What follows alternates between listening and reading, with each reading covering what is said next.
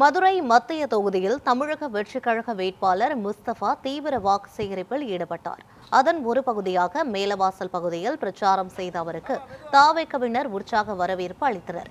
பின்னர் செய்தியாளர்களை சந்தித்த அவர், மதுரை மாநகராட்சியில் பாதாள சாக்கடை பணிகள் முறையாக நடைபெறவில்லை என்றும் அதற்கான நிதியில் ஊழல் நடந்ததாகவும் குற்றம் சாட்டினார்.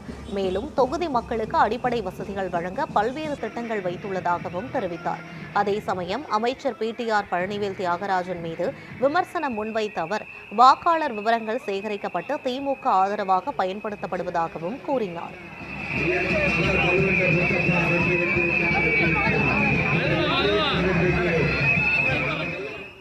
மதுரை மக்களுக்கு நல்லது சென்று வந்திருக்கிறேன். மதுரை மக்களுக்கு இங்க இருக்கக்கூடிய PTR அவர்கள் எதுவுமே சரி, நான் இந்த மதுரைக்காக, மதுரை மண்ணுக்காக சட்டமன்றத்தில் பேசி பல திட்டங்களை கொண்டு வரணும். இங்க இருக்கக்கூடிய பாதாள சாக்கடையை நான் சொன்னேன்னா இல்லையா, இது சாதாரண இன்ஜினியர் செஞ்சுட்டு போயிடும் சார்.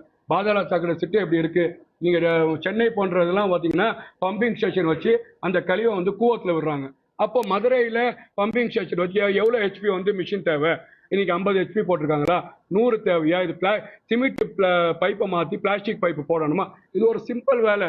இது ஏன் செய்யலை அப்படின்னு கேட்டிங்கன்னா, அதுக்கு ஒதுக்கப்பட்ட நிதியை, அதுக்கு ஒதுக்கப்பட்ட ஃபண்டை PTRோட ஆதரவோட, PTRோட நேசத்தோட, PTRோட கடைக்கண் பார்வையில் வந்தாங்கல்ல மேயர் அவர்களும் கணவர் அவர்களும் பல கோடியை கொள்ளடிச்சிருக்கிறாங்க. அப்போ மக்களுக்கு எப்படி திட்டத்தை கொடுக்க முடியும்?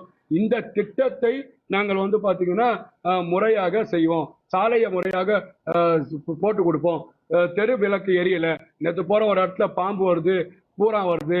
நீங்க காலி இடத்த அந்த ப்ராப்பர்ட்டி ஓனருக்கு இதை நீங்க மனு கொடுத்து இதை நீங்க கிளீன் பண்ணி வைங்க, நீட்டா வைங்கன்னு சொல்லணும். மொட்டை மாடியில் இருக்க கழிவு நீர் தேரணும்னா அதில் டொங்கு கொசு பரவுது, மலேரியா பரவுது, டைபாய்டு பரவுது. இதை முறையாக செயல்படுத்துவதற்கு பல திட்டங்களை வச்சிருக்கிறோம். அந்த திட்டத்தை